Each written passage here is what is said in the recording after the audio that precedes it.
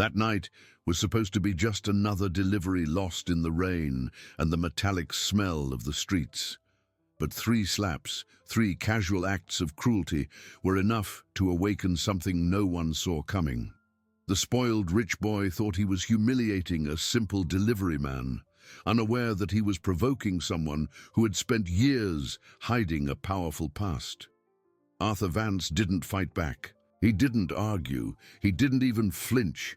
He simply stared at his attacker with a calm so deep it felt dangerous. And in that silence, everything shifted, because what Tristan Sterling believed was a victory was actually the first step toward his downfall. Today, you'll understand why those 3 slaps weren't an attack. They were an invitation to the kind of justice only an invisible, wounded, brilliant man can deliver. In a city where glass towers pierced the clouds, casting long, indifferent shadows over the lives below, justice often had a price tag. For most, it was a luxury they could never afford. But for one man, a quiet delivery driver navigating the rain-slicked streets, justice wasn't about money. It was about a promise. And what you're about to see is the story of how 3 slaps, delivered with the casual cruelty of the powerful, ignited a slow-burning revenge that would topple an entire empire. The rich brat who threw those punches had no idea he wasn't just slapping a delivery guy. He was waking a sleeping giant. His name was Arthur Vance, a man in his late 40s whose quiet demeanor was a carefully constructed fortress. His eyes, the color of a stormy sea, held a history of unspoken sorrow, a past he had locked away. His life was now a study in minimalism, a small apartment, a worn-out car, and the endless cycle of picking up and dropping off food for the city's elite.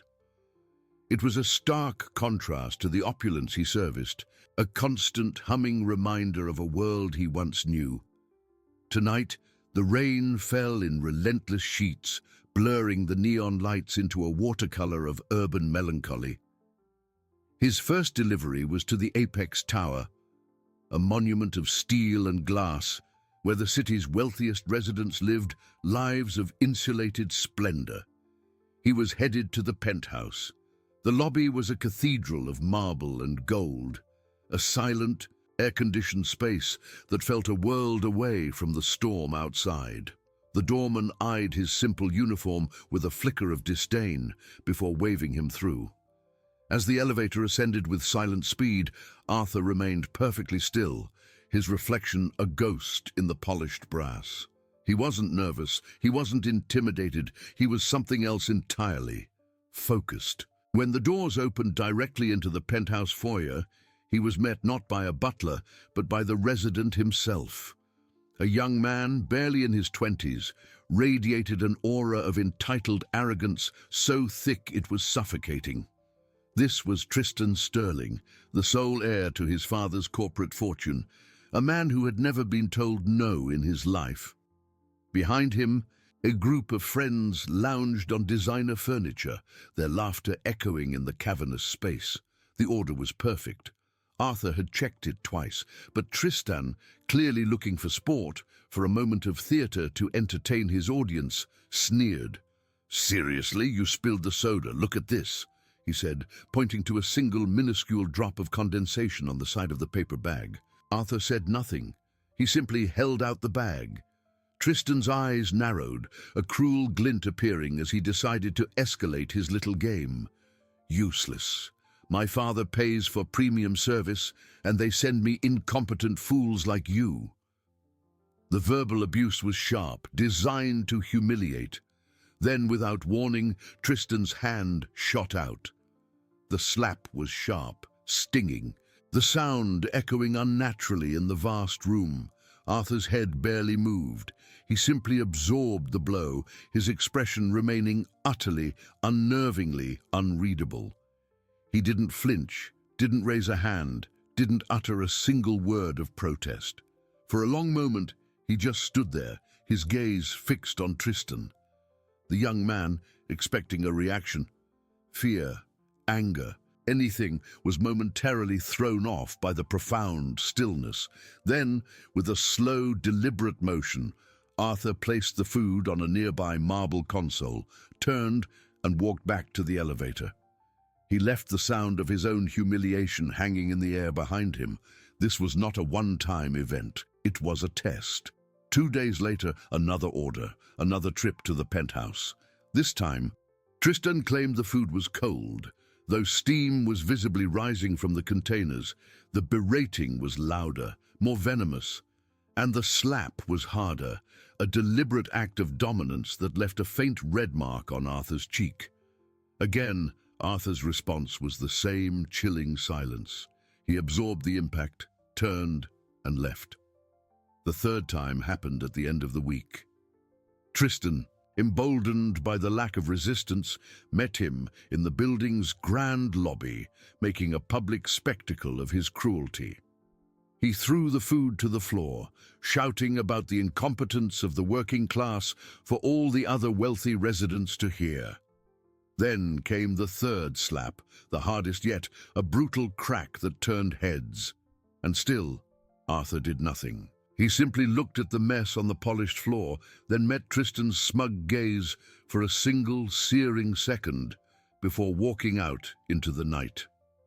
The audience, both in the lobby and watching this story, is left with the same burning question. Why? Why does this man endure such profound, escalating disrespect without fighting back? Is it fear? Is it weakness? Or is it something far more calculated and terrifying? The answer was not weakness, it was patience, honed over years of loss into a weapon of terrifying precision. As the days bled into a tense and grueling month, Arthur Vance continued his deliveries, a silent phantom moving through the city's arteries. On the surface, he was the same man, but beneath the quiet facade, a war was being waged. It was a battle between two sacred promises. One was made to his departed wife, a vow whispered in a sterile hospital room to leave their old life behind and seek peace in simplicity. The other was an unspoken promise to himself, to the man he used to be, a promise for a justice that the world had denied him. This internal conflict was a constant grinding pressure, but it was also the source of his almost unbreakable resilience. His world was not entirely bleak. A small measure of kindness existed in a place called the Haven Cafe, a cozy but struggling establishment just a block away from the Apex Tower. It was run by Sarah, a woman in her early 50s with a warm smile and eyes that saw the decency in people that others overlooked. She had been in the lobby that day, waiting for a coffee delivery, and had witnessed the third and most brutal of Tristan's assaults. She saw the crack of the slap, the scatter of the food, and the cold, smug satisfaction on the young man's face. But more than that, she saw the profound, chilling stillness in Arthur. She saw a man containing a storm. The next day, when he passed her cafe, she stepped out and simply handed him a hot coffee. "On the house," she said, no pity in her voice, only a quiet, powerful acknowledgement. It was a simple gesture, but it forged a silent bond between them. That night, back in his sparse, almost monastic apartment, the true nature of Arthur's mission came into focus. He wasn't resting his weary body. He was seated at a simple wooden desk, the only light coming from a single lamp that cast long shadows on the walls. In front of him was not a television or a novel, but an old leather-bound ledger. Its pages were filled with columns of numbers and handwritten notes in a precise, elegant script. This was not a simple accounting book. It was a complex tapestry of financial notations, a detailed history of transactions, shell corporations, and hidden assets. It was the story of a great betrayal. With a surgeon's focus, he cross-referenced the entries with a small notebook, where he had been meticulously detailing the executive schedules and security patrol routes at the Sterling Corporation headquarters, housed within the Apex Tower. The delivery job was never just a job. It was a key, a way to get close, to observe, to find the final piece of a puzzle he had been assembling in the shadows for years. Tristan Sterling, emboldened by Arthur's passivity, soon found a new target for his casual cruelty. He had noticed the cafe owner's act of kindness, and in his mind, it was an alliance that needed to be punished. He saw her compassion as a form of defiance. Lounging in his penthouse, he spent 10 minutes on his phone, orchestrating a digital assault. A flood of one-star reviews, filled with fabricated stories of food poisoning and terrible service, suddenly swamped the cafe's online pages. But he didn't stop there. Using his father's vast influence, he made a single call. Within 48 hours, a massive construction project began. On the vacant lot directly next to the Haven Cafe, the deafening noise of jackhammers and heavy machinery started at dawn and ended at dusk, driving away the few remaining customers and shaking the very foundations of Sarah's small business.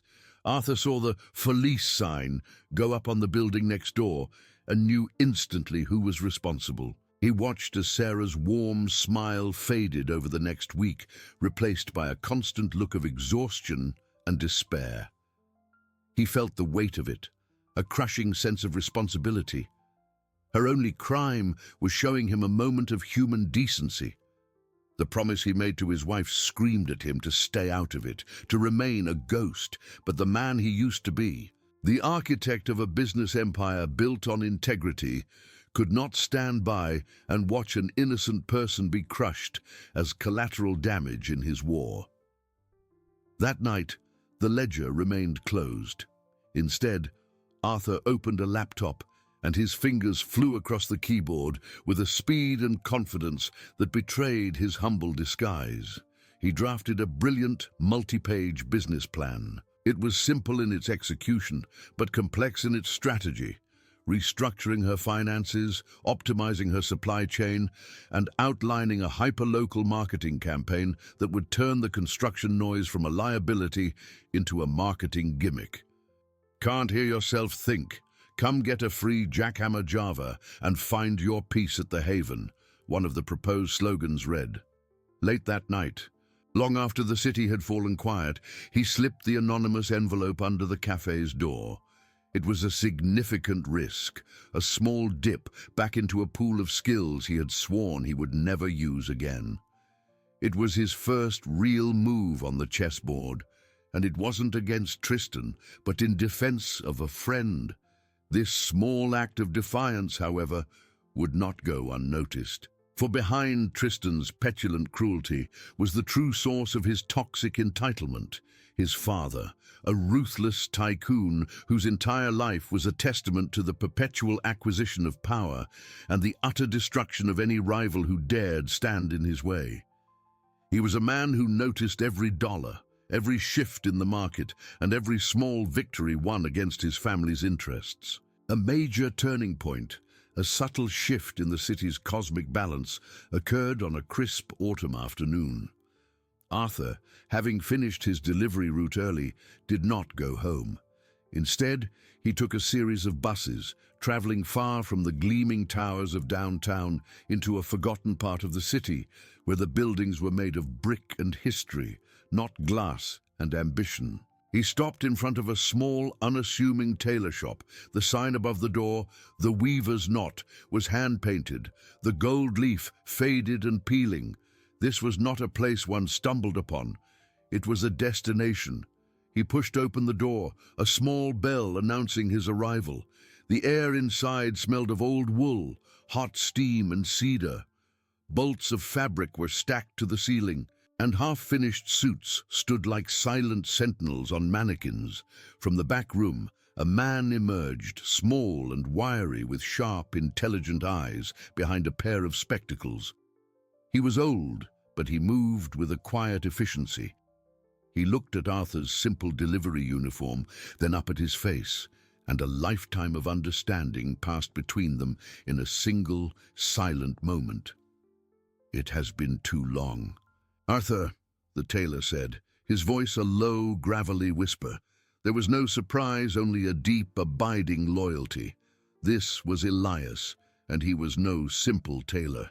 He was Arthur's former right-hand man, the fiercely loyal guardian of a past Arthur had tried to bury, and the keeper of his few remaining untraceable assets.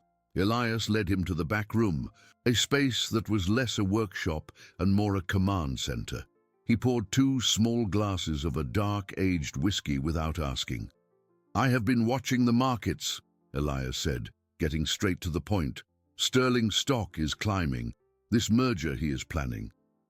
It will make him untouchable." "Every man has a weakness, Elias. Every empire has a crack in its foundation," Arthur replied. His voice different here. It was stripped of the humility he wore like a uniform. Here it was the voice of a commander, a strategist. "And you believe you have found it by delivering his son's late-night snacks?" Elias asked, a hint of concern in his tone. "This is a dangerous game, to put yourself so close, to endure that." He didn't need to say more. He knew Arthur. He knew what that kind of humiliation would cost his pride. This was the moment the entire narrative pivoted. The delivery job, the passivity, the 3 slaps, it was all revealed for what it truly was: a calculated, strategic infiltration. "The uniform is a cloak of invisibility, old friend," Arthur explained, swirling the whiskey in his glass. "No one sees the delivery guy. They look through him. It gave me access, proximity. I needed to see the son, to understand the father's blind spot. I needed to map the terrain before the battle." The truth was laid bare. Arthur Vance was not a random victim. He was a hunter who had disguised himself as prey. He had deliberately chosen this job, this specific route, to gain proximity to the very man who had orchestrated his downfall years ago, Tristan's father, Marcus Sterling. The arrogant son was merely a pawn, a predictable and useful tool to get inside the fortress. "The capital you left with me," Elias said, his voice dropping lower, "it is safe. The investments have done well. The portfolio has grown. Not the fortune you once had, but enough to be a nuisance. Enough to wound him." "I don't want to wound him, Elias," Arthur said, his eyes turning cold as steel. "I want to dismantle him, piece by piece. I want him to feel the weight of his own empire as it collapses on top of him." The scale of Arthur's plan began to crystallize. He wasn't just seeking revenge. He was orchestrating a meticulous financial demolition. The quiet delivery driver was, in reality, a sleeping billionaire, a master of a game Marcus Sterling thought he had won long ago.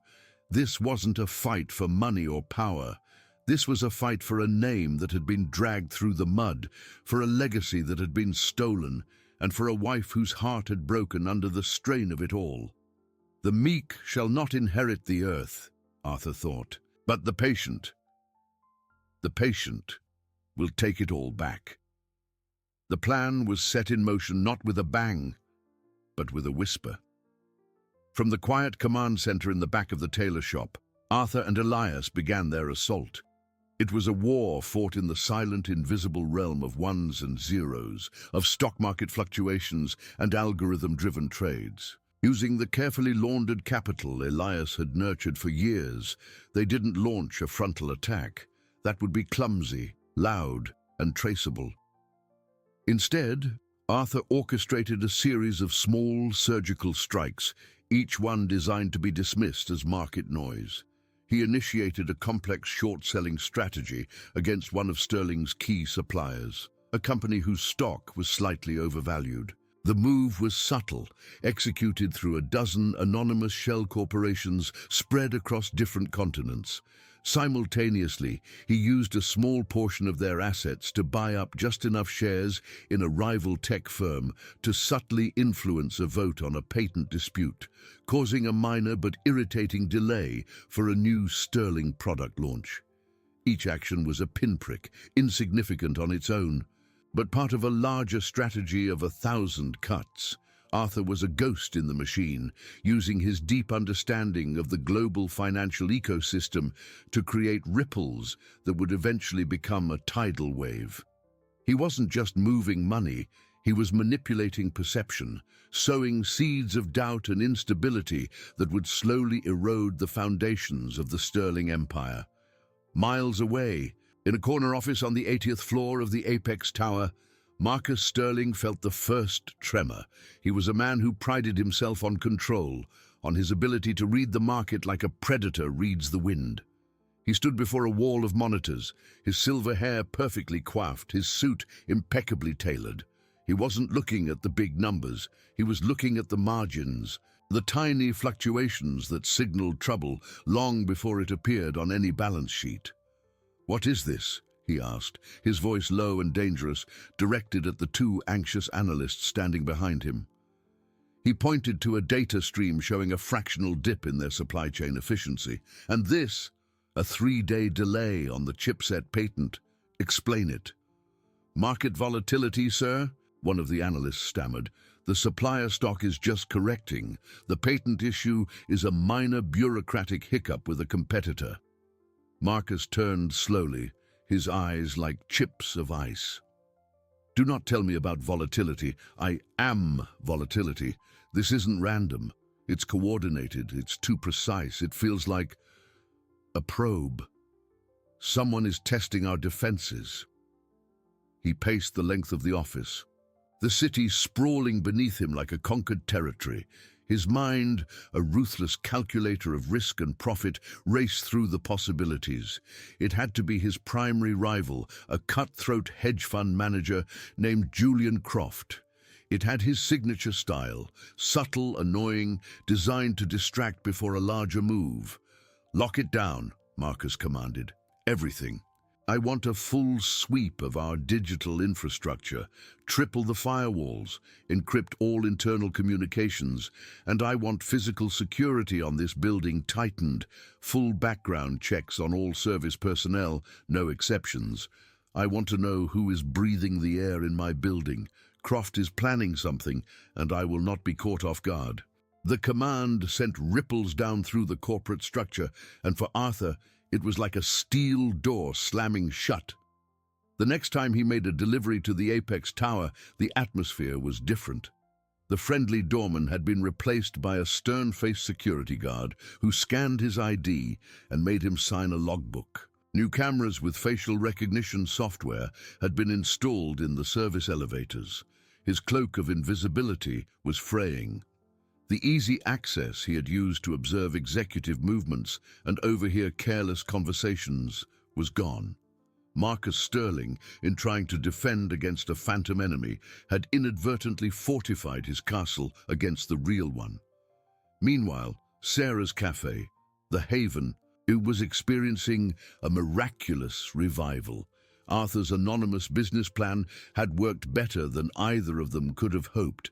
Sarah had embraced the Jackhammer Java campaign, offering discounts and free earplugs with a sense of humor that charmed the neighborhood. The cafe became a symbol of resilience, a plucky underdog fighting against the faceless construction next door. It was busier than ever. This success was a bitter pill for Tristan Sterling to swallow. Every time he looked down from his penthouse and saw the line of people outside the cafe, he felt a surge of impotent rage. This little woman, this nobody, had defied him. And the delivery driver, the man he had humiliated, was somehow connected to it. It was an insult to his power. He stormed into his father's office, forgoing any pretense of respect. "That cafe is still open," he whined, pacing in front of the desk. "It's an embarrassment. You said you'd handle it." Marcus barely looked up from his screen, his mind on the larger war with his imagined rival. "It's a coffee shop, Tristan. It's beneath my notice." "It's not!" She helped that worthless delivery driver. "She laughed at me." Tristan's voice rose. "You have a team of lawyers who can crush people for fun. Use them. Make her disappear." Marcus sighed. His son's petulance was a tiresome distraction, but sometimes it was easier to indulge him than to deal with a tantrum. He saw it as a simple exercise of power, a way to keep the boy placated. He pressed a button on his intercom. "Get our real estate legal team on the line," he said, his voice flat and bored.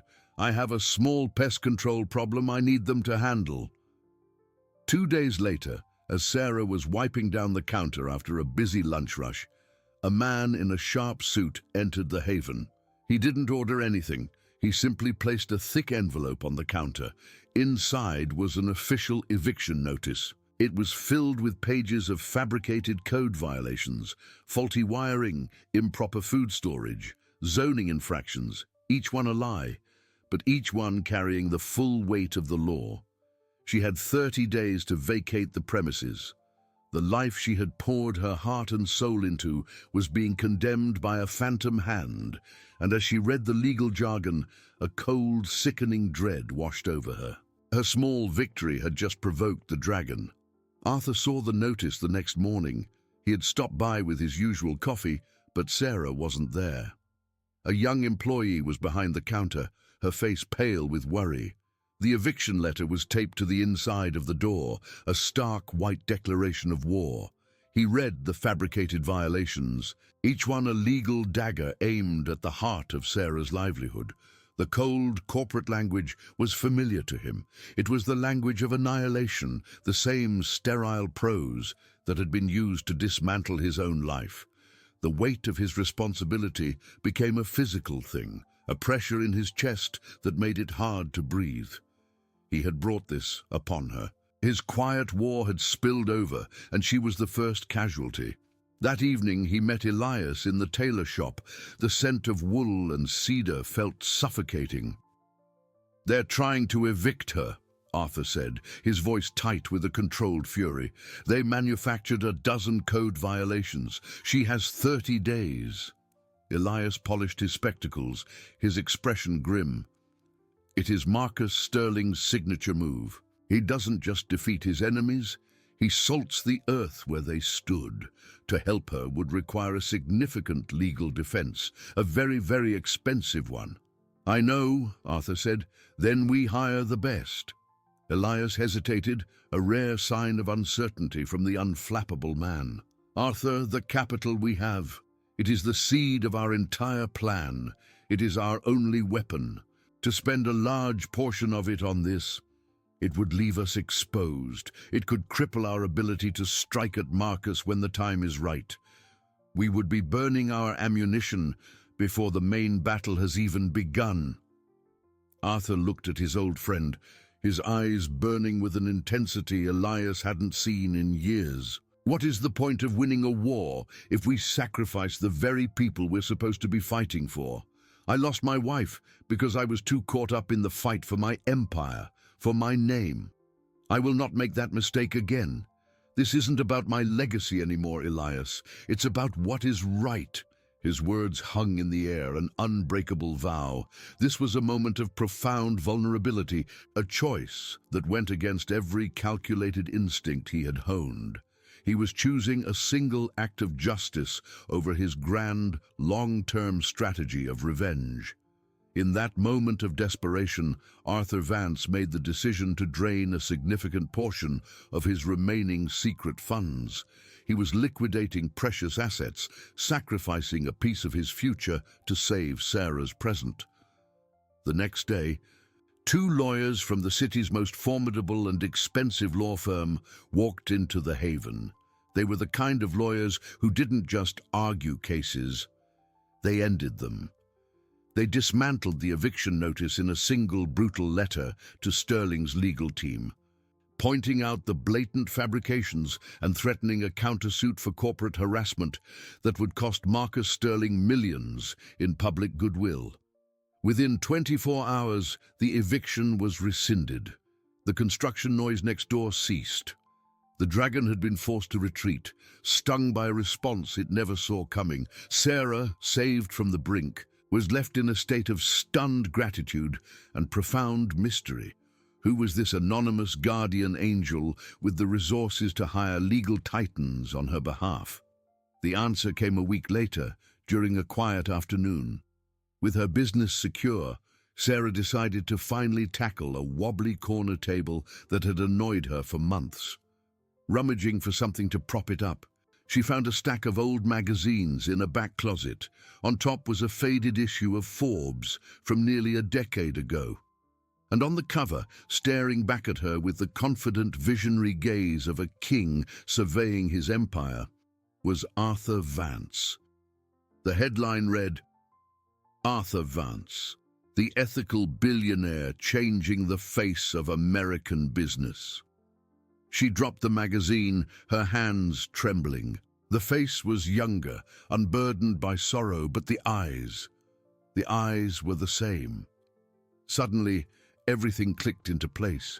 The unbreakable resilience in the face of Tristan's abuse, the chillingly calm demeanor, the brilliant anonymous business plan that had saved her cafe, the sudden appearance of a legal team that could make Marcus Sterling blink.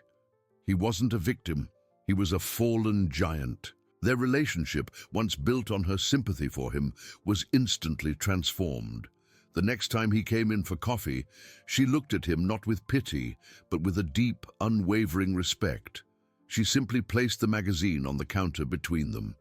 He looked at it, then at her, and for the first time, the mask of the humble delivery driver fell away. A partnership was forged in that silent moment, built on a shared desire for justice. He finally had an ally, an emotional anchor he desperately needed. As Arthur found a new source of strength, Tristan Sterling was busy creating a new weakness. At a lavish rooftop party, surrounded by sycophants, he was drunk on champagne and his own arrogance. Trying to impress a group of acquaintances, he began to brag. "You see, power isn't about what you build," he slurred, puffing out his chest. "It's about what you can destroy. My father, he's a genius at it." One of the acquaintances, a young man who secretly despised Tristan's entitlement, discreetly activated the video recorder on his phone. "Years ago," Tristan continued, his voice loud and boastful, "there was this other CEO, this Mr. Ethical everyone loved. Vance. My father cleverly ruined him, framed him for fraud so perfectly the man lost everything, his entire fortune, his reputation. Gone. It was a masterpiece." The unwitting confession, laced with drunken hubris, was captured in crystal-clear high definition, a recording that corroborated every single entry in Arthur's old leather ledger. The hunter, now armed with a new weapon, had just been given the final piece of ammunition he needed. The video file was a ticking time bomb, and the young man who held it knew he was in possession of something far too dangerous for him to handle alone. He had seen Tristan's cruelty firsthand, and knew the Sterling family had the power to erase people who inconvenienced them. Scared but also sensing an opportunity, he didn't go to the police or the media.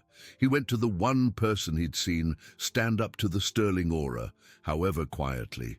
He went to the Haven Cafe. He found Sarah during a lull in the afternoon, showing her the video on his phone with trembling hands. "He just said it out loud," the young man whispered, his eyes wide with a mixture of fear and avarice. "I thought, you should see it. I don't know what to do with it." Sarah watched the clip, her expression hardening into one of cold resolve. She saw not just a drunken confession, but the key to Arthur's liberation. She took the young man's number and told him to lay low, to not show the video to anyone else, and to wait for her call. That evening, in the quiet solitude of her closed cafe, she showed the video to Arthur as he watched Tristan's smug, boastful face on the small screen, condemning his own father with casual arrogance. Arthur's expression remained unreadable, but Sarah, who now understood the storm he kept contained, could see the shift in his eyes. The long winter of his patience was finally coming to an end. The time for waiting was over. The time for action had arrived. The meeting with the young man took place in a neutral, anonymous location, a quiet corner of a public library. Elias was there, his sharp eyes assessing the young man not as a tailor would a client, but as a spymaster would an asset. The young man wanted money, a significant sum that would allow him to disappear from the city and start a new life, far from the Sterling family's reach. It was another painful drain on their carefully managed capital, another piece of their arsenal sacrificed. But it was a necessary one. They transferred the funds to an offshore account in Bitcoin, an untraceable transaction that secured not just the original video file, but the young man's permanent silence. With the final piece of evidence in their possession, the back room of the Weaver's Knot transformed into a war room. The leather ledger lay open on the cutting table, its pages a testament to a meticulous, years-long investigation. Next to it was a laptop displaying the damning video and a small encrypted hard drive containing their final weapon. A video testimony from a former Sterling CFO. This was a man Elias had spent 2 years tracking down, a man who had been fired and forced into signing a draconian non-disclosure agreement after he discovered the fraudulent transactions Marcus had used to frame Arthur. He had lived in fear for years, but Elias had finally convinced him to speak, promising him protection and a chance to clear his own conscience. "We have it all, Arthur," Elias said, his voice a low hum of anticipation. "The paper trail, the motive, the confession, and the corroborating witness. The question is no longer what we have, but how we use it." Arthur stared at the evidence, a mosaic of his own destruction and the blueprint for his resurrection. A press leak was too simple. A lawsuit would take years, getting bogged down in legal maneuvers that Marcus Sterling could afford to sustain forever. He needed something more theatrical, more absolute. He needed to strike at the very heart of Marcus's identity. "His power isn't in his bank accounts," Arthur said, thinking aloud. "It's in his reputation, his image as an invincible titan of industry. We don't attack his wealth, we attack his legacy." And that's when the plan fully formed, audacious and terrifying in its scope. The Sterling Corporation annual shareholder meeting was in 3 weeks. It was Marcus's coronation, the stage where he would announce the massive international merger that would cement his place in business history. The media, the investors, the entire financial world would be watching. "We won't be outsiders throwing stones at the castle walls," Arthur declared, a fire igniting in his eyes. "We will be inside. We will use his own rules, his own system against him." The strategy was a high-wire act with no safety net. They would use every last dollar of their remaining investment portfolio, all the carefully grown capital Elias had protected, to acquire a significant block of Sterling Corporation shares. Not enough to take control, but just enough to grant him the legal right to address the board and the other shareholders. It was the ultimate gamble. They would be converting their entire fortune, their secret assets, into a single high-risk play.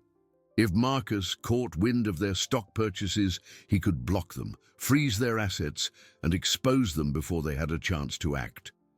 If the plan failed, they would not only lose the war, but would be left with nothing but a handful of now worthless stock in their enemy's company.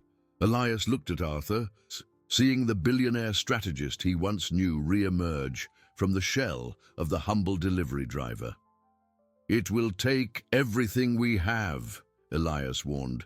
"There will be no second chances." "I only need one," Arthur replied, his voice calm and steady as steel. That night, through a complex network of anonymous holding companies and international brokers, Elias executed the first buy order, a silent digital transaction that was the first shot fired in the final battle. The hunter was no longer gathering ammunition. He was taking aim. The 3 weeks leading up to the Sterling Corporation annual shareholder meeting were the quietest and most agonizing of Arthur's life. Every day, he continued his delivery route, a phantom in a familiar uniform, his face a mask of placid humility. But beneath the surface, a silent high-stakes war was raging. In the back room of the tailor shop, Elias worked with the focus of a bomb disposal expert, executing a series of complex, anonymous trades. They were liquidating every last asset, the carefully nurtured stocks, The small holdings in gold and cryptocurrency, the entire secret fortune that was supposed to be their war chest. All of it was being converted into a single, terrifying investment, shares in Sterling Corporation. It felt like feeding their own lifeblood directly to the dragon they intended to slay. If Marcus discovered a single entity was acquiring such a large block of shares, he could freeze the assets and their plan would be over before it began. Every night, Arthur would review the day's trades with Elias, the numbers on the screen representing their dwindling options and their one final hope. On the eve of the meeting, Arthur made his last delivery. It was not to the Apex Tower, but to a small family in a quiet suburb. He handed the food to a young mother, accepted her polite thank you, and walked back to his car. There, under the soft glow of a streetlight, he took off the simple branded polo shirt for the last time. He folded it with a strange sense of reverence. It had been his cloak of invisibility, the symbol of his penance and his patience. Now, it was a relic of a war whose final battle was just hours away. The next morning, he did not go to the depot. He went to the weaver's knot.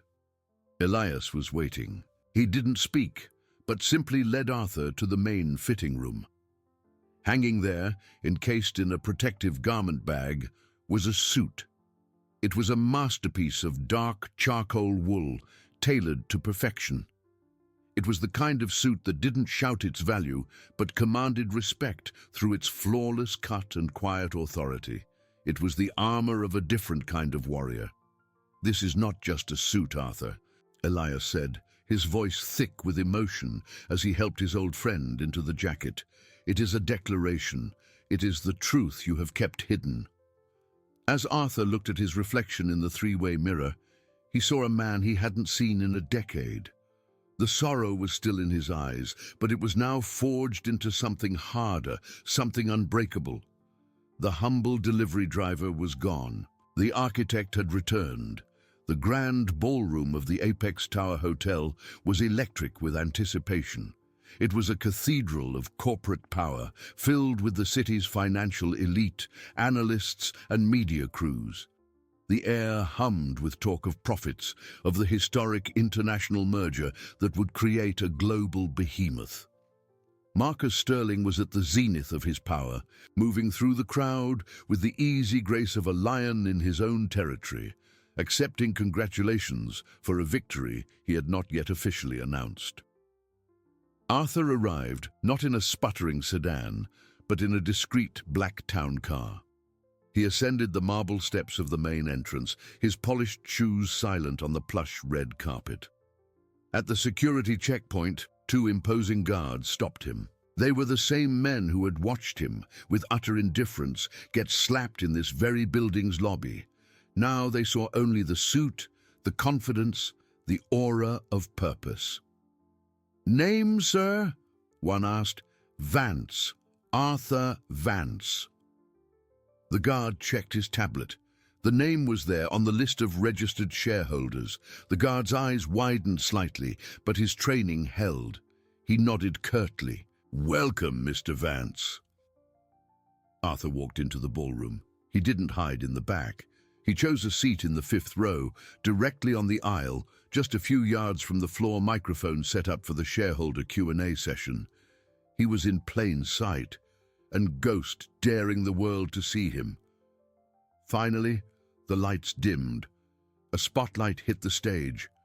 Marcus Sterling walked to the podium to thunderous applause. He was a master showman, his voice resonant, his words painting a glorious picture of ever-expanding wealth and market domination. He spoke of his legacy, his vision, his unshakable belief in the power of relentless ambition. His eyes swept the adoring crowd, passing over Arthur's face without a flicker of recognition. To Marcus, Arthur Vance was not a man. He was a vanquished memory, a piece of corporate history he himself had written. "And now," Marcus boomed, his smile wide and predatory, "the moment we have all been waiting for.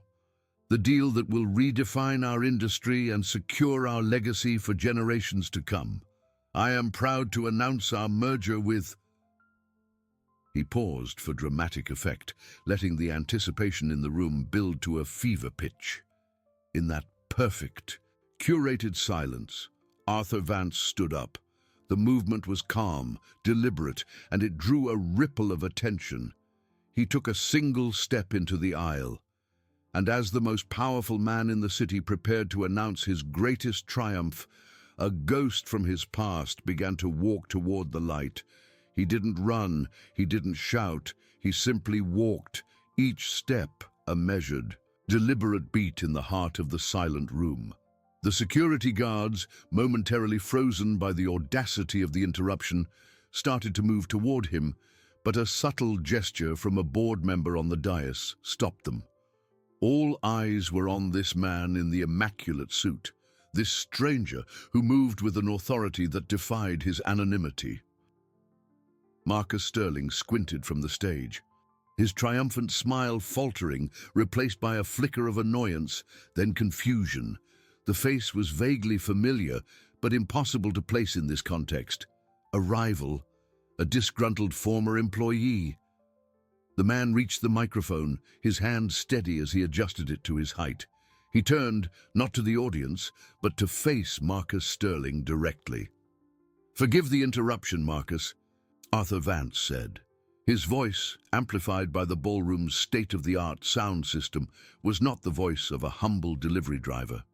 It was calm, clear, and filled with a resonant power that commanded the attention of every person in the room. "But before you announce the future of this company, I believe the shareholders have a right to be reminded of its past." On the stage, Marcus's face went white. The name, Vance, hit him like a physical blow. The years melted away, and in the sharp-suited figure before him, he finally saw the ghost he thought he had buried a decade ago. It wasn't possible. The man was a ruin, a nobody delivering takeout, yet here he was. "Security!" Marcus barked, his voice losing its polished sheen, cracking with a hint of panic. "Remove this man. He has no right to be here." "On the contrary," Arthur replied, his voice never rising. "According to Article 4 of the corporate bylaws, a shareholder with a significant holding has the right to address the board. And as of yesterday's market close, my associates and I control a block of shares that makes me one of your most significant investors." He gestured to the main screen behind Marcus. "If your technicians would be so kind as to switch to my feed."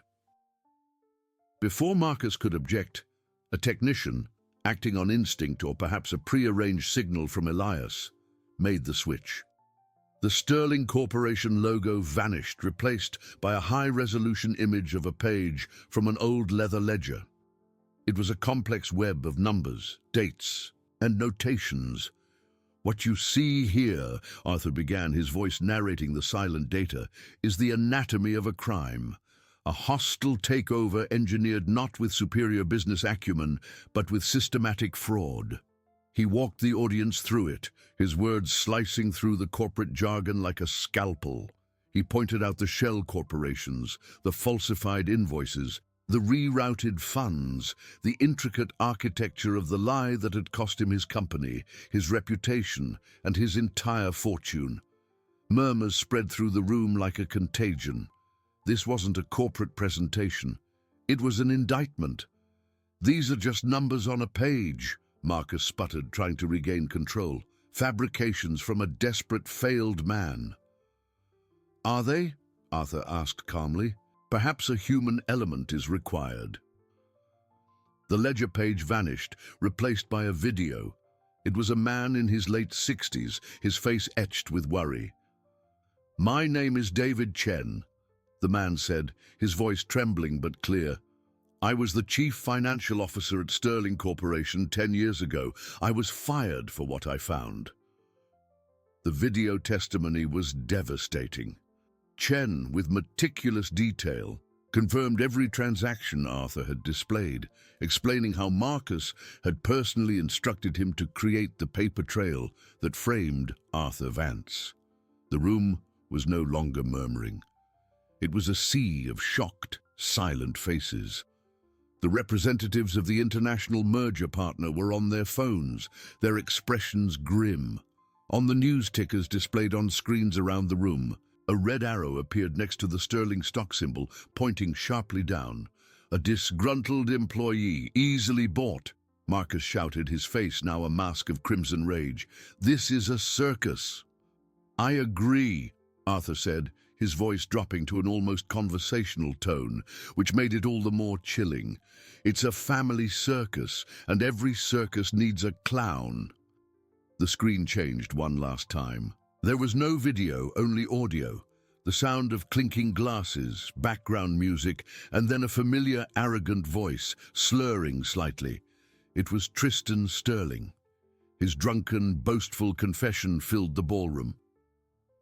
"My father cleverly ruined him, framed him for fraud so perfectly the man lost everything." It was a masterpiece. The sound of his own son's voice, damning him with such casual cruelty, finally broke Marcus Sterling. A guttural sound escaped his throat, a noise of pure animalistic despair. In the audience, Tristan looked as though he had been turned to stone, his face a canvas of abject terror. The destruction was not violent, it was absolute and surgical. The merger was dead. The stock was in freefall. Before Arthur even finished speaking, a senior board member stood up, his face grim.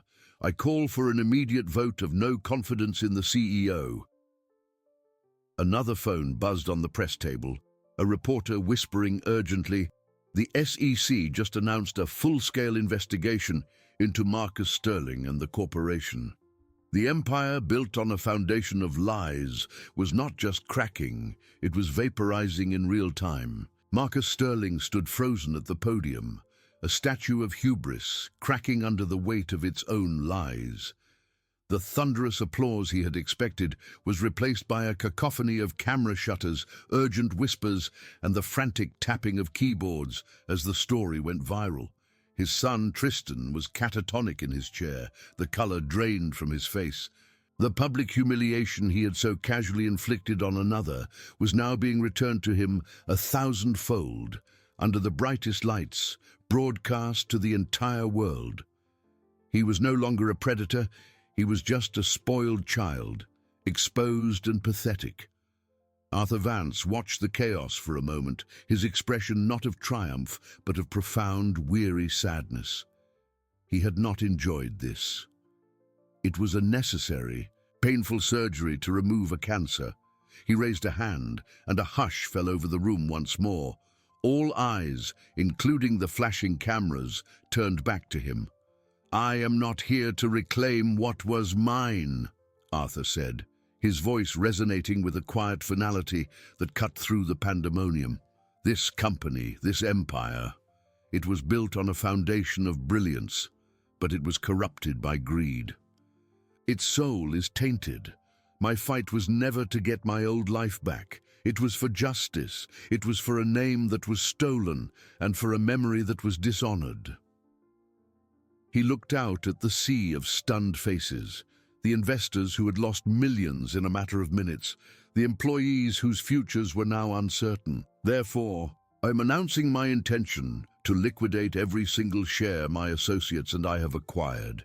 The entire capital, the full restored value of my original assets, will not be used to rebuild my personal fortune. It will not be converted into Bitcoin or hidden in offshore accounts. It will be the seed of something new." He paused, letting the weight of his words sink in. "I am launching the Eleanor Vance Foundation," he announced, his voice softening as he spoke his late wife's name. "A multi-million-dollar foundation dedicated to providing grants, legal support, and business mentorship to small business owners. People who have been bullied, crushed, and silenced by corporate predators.